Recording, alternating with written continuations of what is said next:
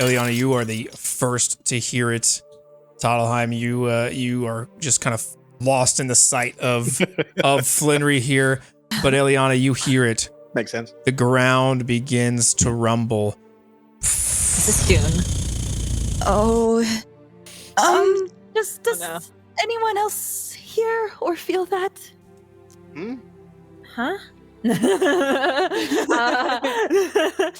As I rolled.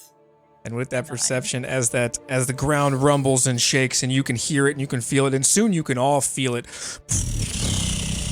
As from behind Flinry, a giant blast of sand shoots into the sky. Don't say it. I need all of you to make me a dexterity saving throw. No. No. My dexterity's not great. Is this Dune? Are we in trouble? Rip. Okay, 18 will save, 22 will save, the other two will fail. Full damage is 16 points of damage, half is 8. Bludgeoning damage. Interesting. As this, from beneath the sand, underneath your feet, a giant scorpion Oh no! Oh my god. He's huge. blasts out. No. Oh my god. He's huge. As those small scorpions suck into the sand and reform into a giant scorpion. Oh no. This scorpion will be double on everything. Double its damage, double its to hits. What do you mean? Oh It means no. we got rid of the babies too easily. Oh no. Okay, still, let me get rid of these other scorpions in the initiative order. We are still in combat. Couldn't let the first combat just, be easy, you know what I mean? No. Not All right. easing back into this now. This scorpion comes in with a 15 on the initiative. We are at the lock it went. Toddleheim, it is your turn before this scorpion can attack. I'll try and I'll go for a firebolt again.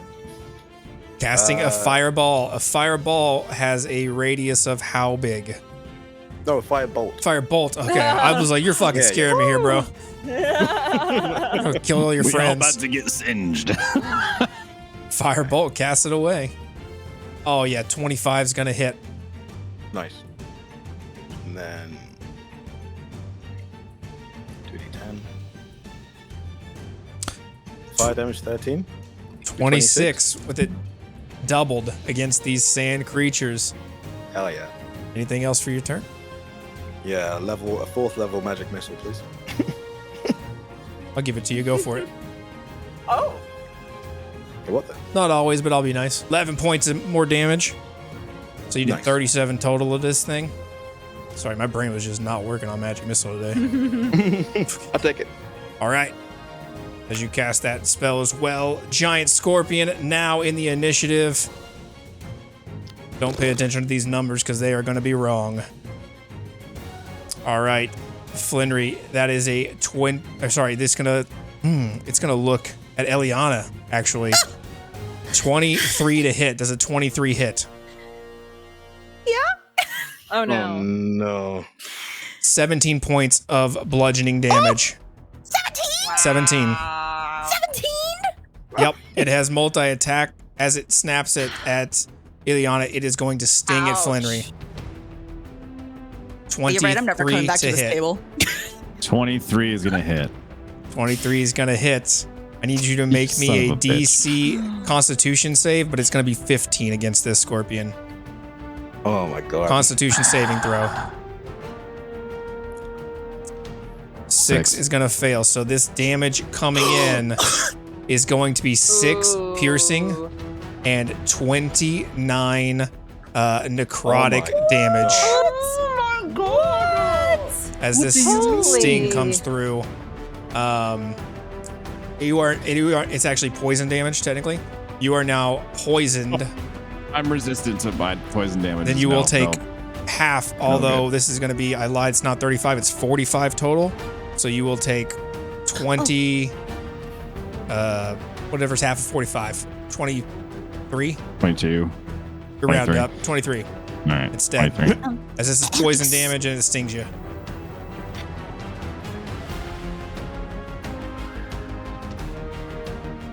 I have Hellish Rebuke. Whenever I get damaged by a creature, I can point at it and surround it by hellish flames. Yeah, fuck yeah, do it.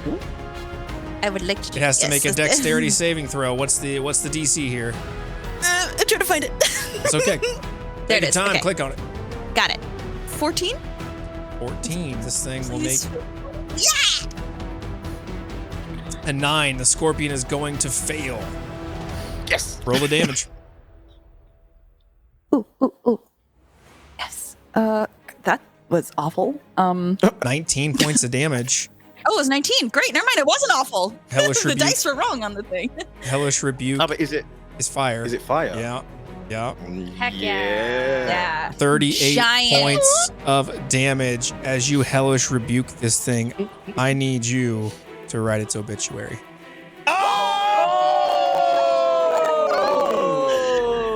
Yeah. So, just Eliana, of course, is screaming at Pig because, like, she's never really been on the battlefield. Again, personal assistant. So, she just points at it in this sudden calmness because she remembered the Grandmaster's words that she must come back safely, and just points and stares at it. And this burst of purple flames comes out and engulfs the scorpion.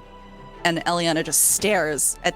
Do scorpions have eyes? I don't know. Just stares at like the sure. front pincers. These are made of sand. I don't think it matters. Great. Okay.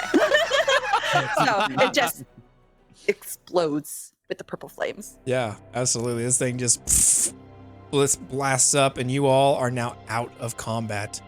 Whew.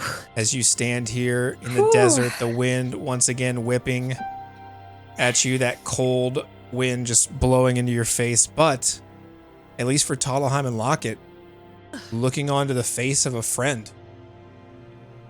The moment is yours for you to do what you want.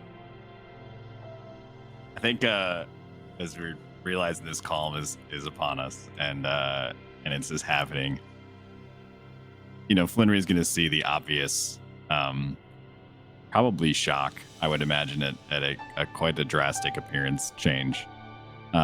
It's a different hair color. It's a different stature. This is a totally, maybe it almost doesn't seem like him, but you can tell it's him. And even Flinry had a pretty distinctive,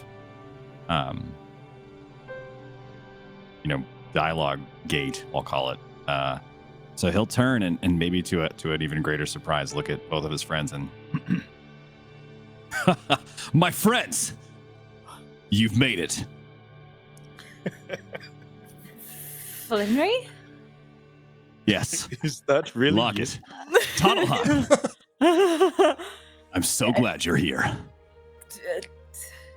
I'd rush up and hug him. Rush up and hug him, and then lean back and be like, my boy, how you've grown. It's so good to see you again.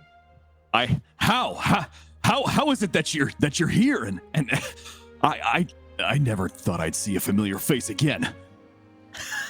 Well, I hate to say it, but we do owe it to the Arbiter. He sent us here in the most painful fashion, but that doesn't matter now. All we know now is we need to get you out of here, get all of us home. Yes. We can be friends once again. Family. Yes. Even. You'll need to catch us up on everything that's happened. You've changed. Look at their hair. Your hair, your voice, your Wonderful. sword, everything. Flinry's eyes are going to just well just ever so slightly to the point that they kind of glisten and he's going to, realize how different he looks and sounds to his friends. And I can't express what it means to me that you're both standing in front of me. It's been so long. I've been surrounded by so much evil. He's going to just shut his eyes and but that's a story that you'll hear soon here. And as we make our escape, and he's going to just peer around. I believe I have you to thank for a rather eloquent dispatching of a troublesome scorpion. And who might you be? hello, I'm Eliana, the Grandmaster's personal assistant. I've actually never been in battle, but learned a few things. One or two Well. things from her. That's what a personal assistant can do. Sounds like I'm going to want to get me one of those. Yes. I have a few I could recommend. It's just, I can't believe you're actually here and we can get out of this place. We've only been here for like not even 10 minutes, but I already hate it. It is a truly terrible and dark place. Yes. It's just so great to have our friend back. I have missed you both dearly. We've missed you too. We've been thinking about you every day, and when the Grandmaster, she wrote to us and told us that there might be a way to get you back, and we immediately came. Is the Grandmaster here? She's not. Okay. But it's like Tuttlheim said, the Arbiter sent us here, unfortunately. I'm still under her imprisonment, but... This place, were you able to find out if this is this place a structure of the Arbiter? I don't not believe sure. it is. There's too much power here, simply. He is not strong enough to contain something like this, I believe. Could I try to do a history check now that I'm like a little bit more settled? You can do whatever checks you want to do. Yeah, absolutely. Okay, good, great.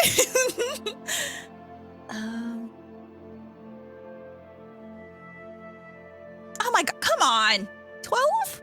With a 12, starts to come back to you. You're looking for the name, right? Yeah. Any background information on this place? Okay.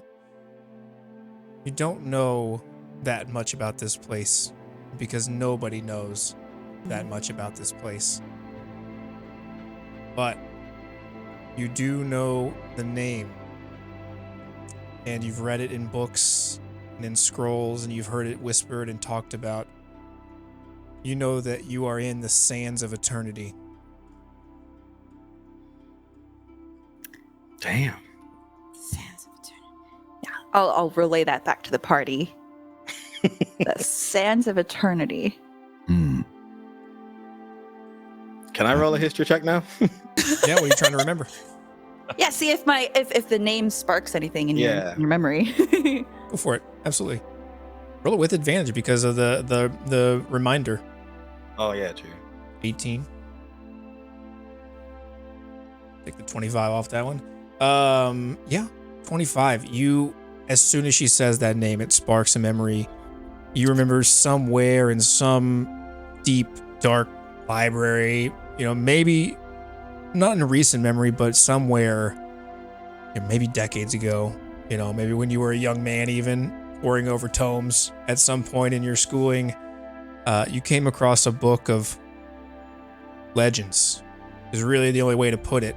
It's things that people really can't confirm, but are based off of loose sources and secondhand accounts. But you remember a little bit about this place as she says that name, the Sands of Eternity. You know that this is some place, it's a realm for the dead, but it doesn't quite exist in the same place as any other underworld.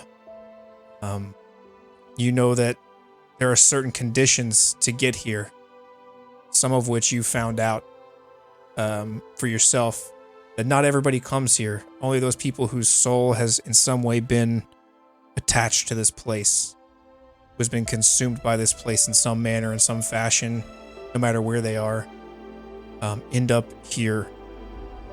And so you know that this is a place for the dead. You know that you are not alive, for sure, as you remember that this is not a place the living go. Well, my friends, I'm afraid I have some bad news. While it may seem like we are living and well, I do regret to inform you that we are all dead. So, hopefully we can find a way to remedy this. But if not, I look forward to an eternity fighting scorpions alongside you, brother. I've missed you. Well, okay, hold on. Sorry. Not missed you. Well, we came here with a plan to save Flinry and bring him back, right? Well, that was indeed the plan, but sometimes plans change. So quick to resign us to eternity in the sand. Eliana's just sputtering. She's just like, what? She can't speak. Well, that explains why it hurt so much when we got here, when the Arbiter essentially disintegrated us. So, we don't have bodies anymore. Great. I don't know how we're going to get back. My friends, I want to show you something. Flinry maybe has a confirmation from Toddleheim about the death aspect of this, as he's been kind of battling a certain form of psychosis for quite some time. Having that level of certainty, along with the years of experience living here, allow him to kind of maybe put a couple of puzzle pieces together that have been not quite lining up. And in doing so, is going to do two things. And if I could target Eliana for this, like maybe a subtle nudge for it, Flinry's going to sling his sword. And in doing so, there might have been an opportunity for Eliana to have seen the sword's inscription while that's happening. Written on the sword is the word truth. And what you choose to do with that, I'll just let you decide. But I think that you would be the person best suited to notice that. Okay. Roll a perception So check. as he slings his sword back, Roll a perception check to see if you see that. If you can read it as he slings it. Okay. Yeah, you do catch notice of that. You can read it clearly as he goes. Okay. Sorry, continue. and so now that the sword is on the back, I've been here a long, long time. I've learned some things that might help us. And Flinry will kneel down and again kind of reach into the sand. And what he pulls out of the sand in this case would be, we'll say it's a wooden spoon. Okay. Which has relevance to before the final departure from the home base. Flinry had purchased a wooden spoon for the kind of disgruntled chef that was using bones and sticks to make the food for the heroes. I don't know if you guys remember that, but Yes, Frank. Frank, that's right. And so in an effort to kind of keep something super simple out of the sand, he pulls a wooden spoon. And he'll hand it to Toddleheim. Your experience here is what your mind makes it. Well, that's a little odd. Did you say that? Since I didn't imagine any scorpions. I'm Quite sure how that works. Quite understand how it all works myself, but this sword, this armor, this me is of the sand. I see. But you do know this sand is of evil origin. I do. But that is what this is for. The spoon? And he's... Sorry? The spoon?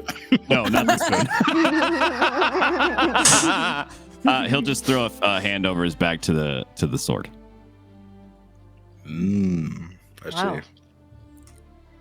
Very good. Very good. Nice to see you're taking good measures to stay to your true self. I suppose it was time that I upgraded from my fist to a little extra hardware. Indeed. In this moment, as you have finished this fight and you reminisce and talking back and forth with each other, you're still, Flinry, for the first time, you have companions in what for you has been years, for them has, been months, but long time for you. Things have changed significantly in your life. You've learned a lot, but you've suffered a lot. What's going through Flinry's head right now as he's even as he's talking, what's the feeling? I think it's a little bit of an urge to maybe it's the urge to maybe resist scooping these two up into his arms and becoming a puddle of joy and also sorrow. And I think that it comes from two places. It comes from one, his experience here has been one of deceit. His origins here are based on lies. And so I think that at this point, he's having been here for so long, while this is a truly joyous moment, there's a little bit of him that's reserving some of that full emotional commitment because he has doubts. He's been here a long time. He doesn't fully understand mentally what's going on. And is this just another construct of this environment, or is this really happening? Okay. As you kind of ponder that and not wanting to be too happy too early before you figure this out, you all are alone in this desert once again. The bones of a creature, a dragon, in the sand beneath your feet, but once again, the same situation you started in for all of you.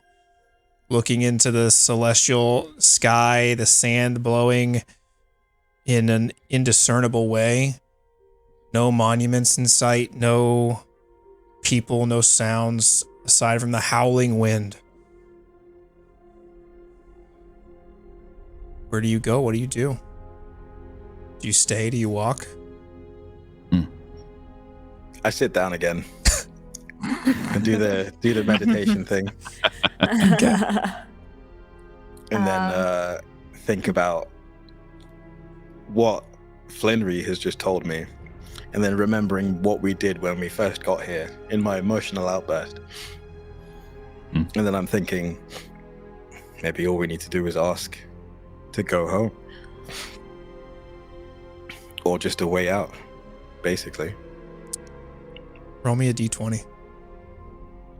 As you ponder this and use your arcane abilities to try to discern something.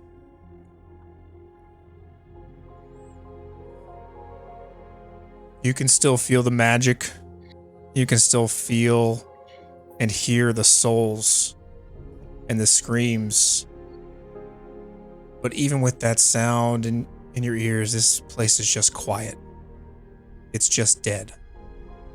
You don't get a sense of a path or a doorway. Doesn't seem to you, at least at this point here in this moment, that you have a way out. As he's maybe pondering that, I want to just turn to Locket in like a moment. Again, we're still having all these reunitings, this feeling. And I think I just want to know, like, Locket, how is it that you stand here? What did you do? What do you mean? For me to be here, I was engulfed in flame and death. For my friends to be here, I only can assume that you've all given something tremendous of yourselves. We were in that room, if you remember. The room with the mirrors. Oh no. We all looked into the mirrors. But we all resisted. Then you're stronger than I was. It's not easy. But we just thought about what we needed to do to save you. And then the next thing we knew it, our bodies were being torn apart by magic. And we ended up here. Oh. Were you sent with instructions to return? No.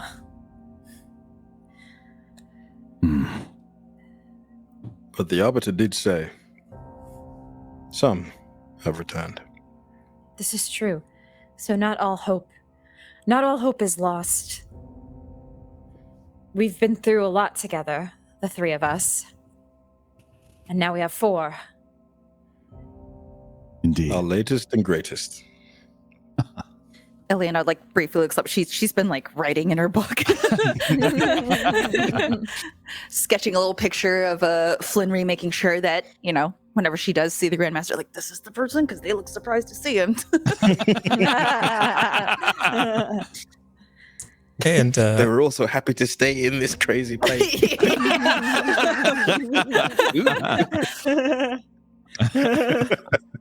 Eliana, as you take notes though, and this is an odd place for you to be because you don't know these people.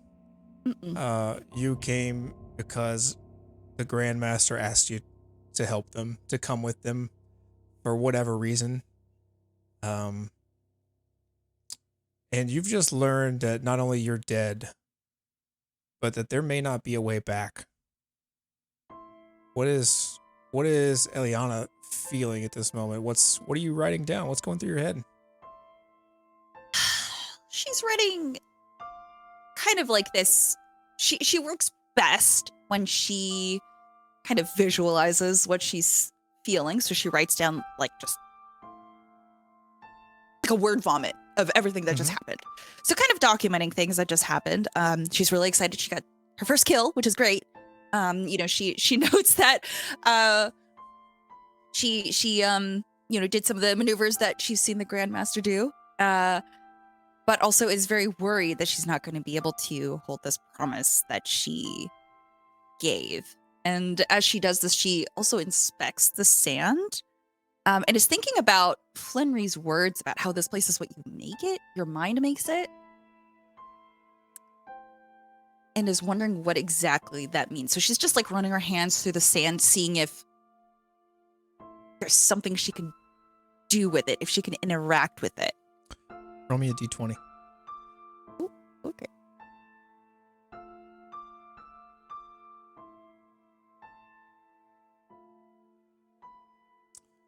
Eight? An 8. That if there's something special about this sand, you can't quite feel it. You don't have whatever connection it is at the moment to pull anything out of that sand. It just runs through your fingers. You notice it's surprisingly cold in this desert. It feels like shards of glass. She notes that in her book. And she'll walk over to Flinry and look at some of his wounds. Obviously, he has like scars on his body, but she'll also cast Cure Wounds. Well, there you go. Roll it. Yes.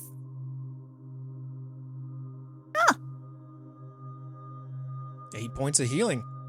8 points of healing. We love the 8 points. Thank you. Boy, I can say that I've not felt the effects of healing magic for quite a long time. I'd forgotten how refreshing it can be. It is quite nice. I had to learn how to heal because I'm constantly tripping and hurting myself. Well, I thank you. How long have you been here? You mentioned years. I am certain that it has been a number of years. How many, I cannot say. Time seems to not exist in the conventional sense in this place. There is no rising of the sun. There is no shifting of the stars. There is simply the void. My body, my mind, remains in stasis. I feel no effects of age, muscle soreness. Once one event ends, another begins.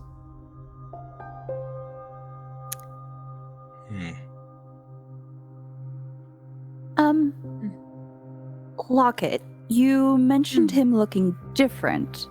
How different does he look? Like completely, like... Completely.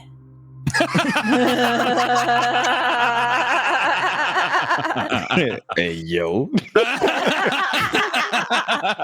Well, I'll be. Flannery will get the just like the anime pink lines very briefly for a little moment. Solohan grins to himself while he's meditating, like, oh, lucky. If not for my intuition, I would say that this isn't even Flannery. His demeanor is different. His appearance, everything's different. Huh. How did that happen, Flannery? Do you remember how you used to look? I remember a warmer existence. I remember a simpler me, driven by emotions rather than survival, driven by a desire for my family, for you. And as the time, or whatever you might want to call it, has passed here, I honestly didn't realize so much had changed. I'm trying to. I might have to talk to you, Mike. How I gotta introduce the a little bit more to this, but I'll zip it for now. Okay. Sure. So, okay. You changed your appearance, but not knowingly. Yes. To be honest, I really haven't seen my own face, apparently, in a long, long time.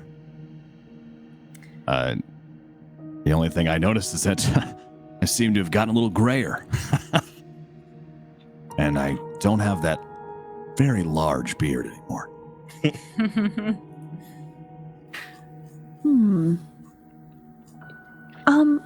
May I see your sword? Oh, you must mean truth. It is, for all intents and purposes, a sword that may as well be a mirror. It is a mirror, shaped like a sword. Have you said you haven't been able to see yourself. Have you seen your reflection in the sword? Well, of course. Almost every day. When I look in the sword, I see me. Flannery, velvet cloak and slightly beastish visage with my long, beautiful brunette hair and beard. I see me. That's not what we see, right, DM? No, you do not see that. He's describing what he looked like before.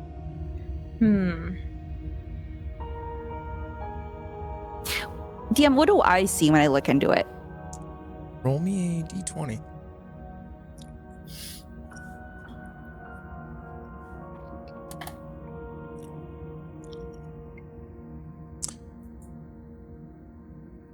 Flannery, when was the last time that you looked into this sword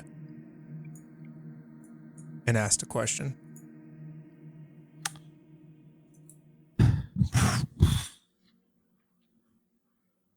I would say not recently. I would 50% of my duration of here ago, whatever that happens to be. So say I've been here 10 years. Last time would have been 5 years ago. Okay. In this moment, Eliana, as you are lost in this place and unsure of where to go or how to get home, you look into this sword, and what is it you're looking for? What are you seeking?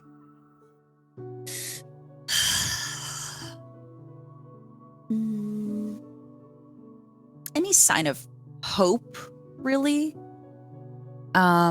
This place seems to be full of dark energy, so she's looking for something with positive energy. You look into this sword, and what you see is a pyramid of sorts, a ziggurat, with a shining, it looks like a gem on top, maybe made of some sort of glass or mirror structure, shining a beacon of light straight into the void, into the sky of this place.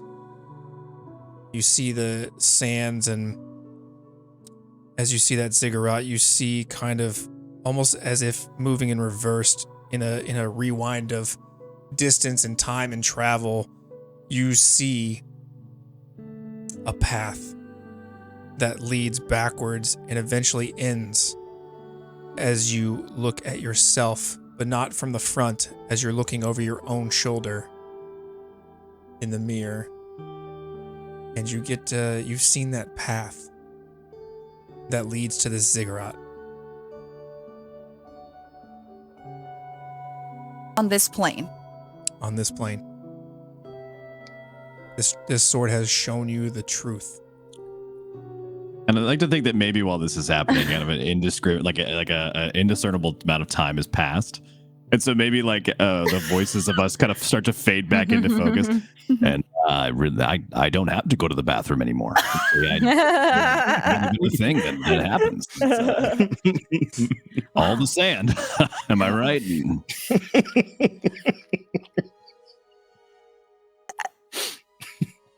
Okay, Eliana will draw the path that she saw, just so she doesn't forget it. Mm-hmm. And draw what is at the end, what she saw, at the very start. And she'll run up to Flinry. This, have you seen this before? Well, it looks like a pyramid. I look around. In here, in all of your time here. In this place? No, I haven't seen a single structure of any kind. Okay. Hold on. This is crazy. Okay. Your sword showed me the truth of this place. Ah. So you see it too. I do. The reality. I do. And it showed me a path to this. And I feel like we need to go there. All right. And this is the path. And she shows it. It's like she hides the part where she was writing to the Grandmaster about her you might die here and stuff. She's covering it up.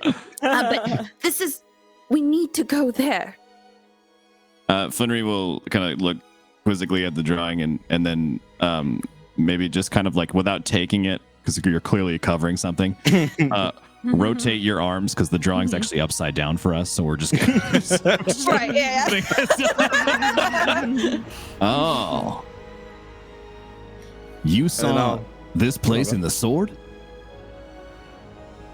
I did. I was looking for something positive and something the opposite of darkness, and it showed me this.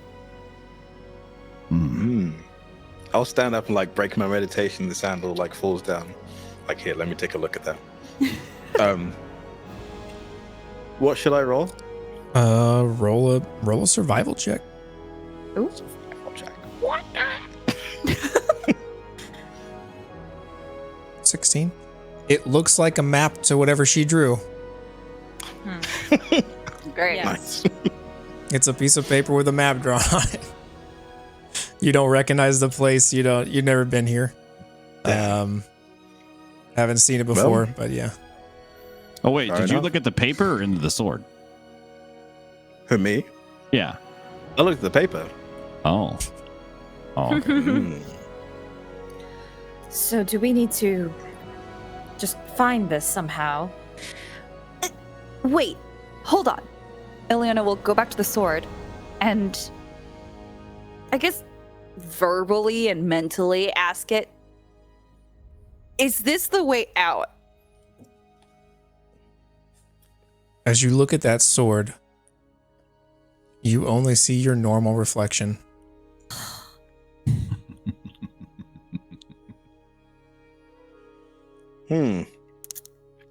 Smells like single use. Maybe I'll ask it next.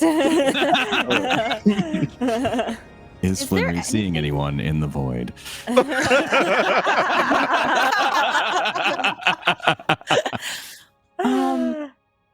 I'll walk over and like take the bat from Eliana and also do the same thing into the sword.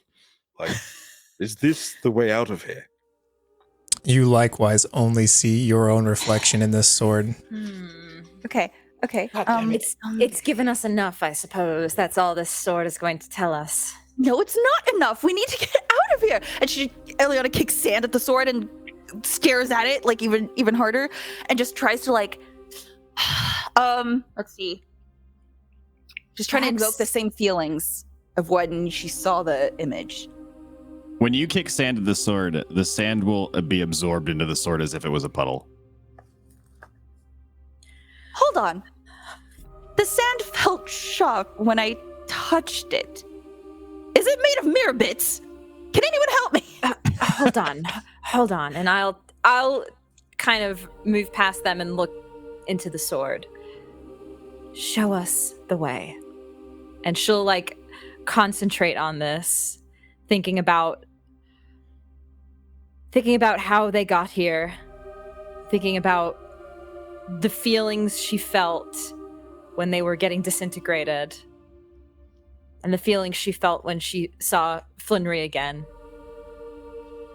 And we'll just stare into the sword. As you look, you get a strange feeling. The hairs on the back of your neck stand up for a moment.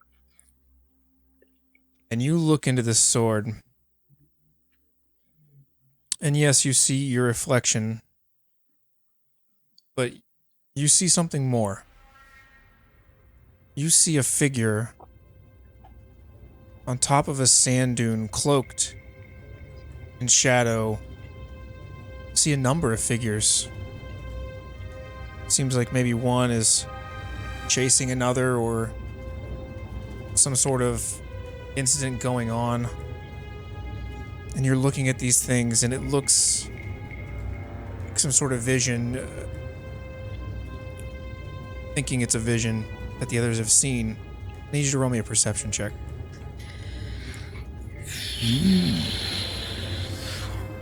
21. As you look into that and you see these figures coming over a sand dune, you realize it's not a vision. And you turn to face behind you. And at that moment, as you turn with that sword in hand, an arrow straight through your throat. And as blood pours, all of your blood almost in an instant through your throat, you fall to your knees into this sand. What goes through your mind in this moment, in your last moments? I just stare in almost complete shock, and I just look up at Flinry, at Tabalheim. Rush to catch her as she's falling. Anything. You run forward to catch Locket, and as you do, sliding in the sand, trying to place your arms around her, her body becomes the sand and falls through your fingers. Oh my god.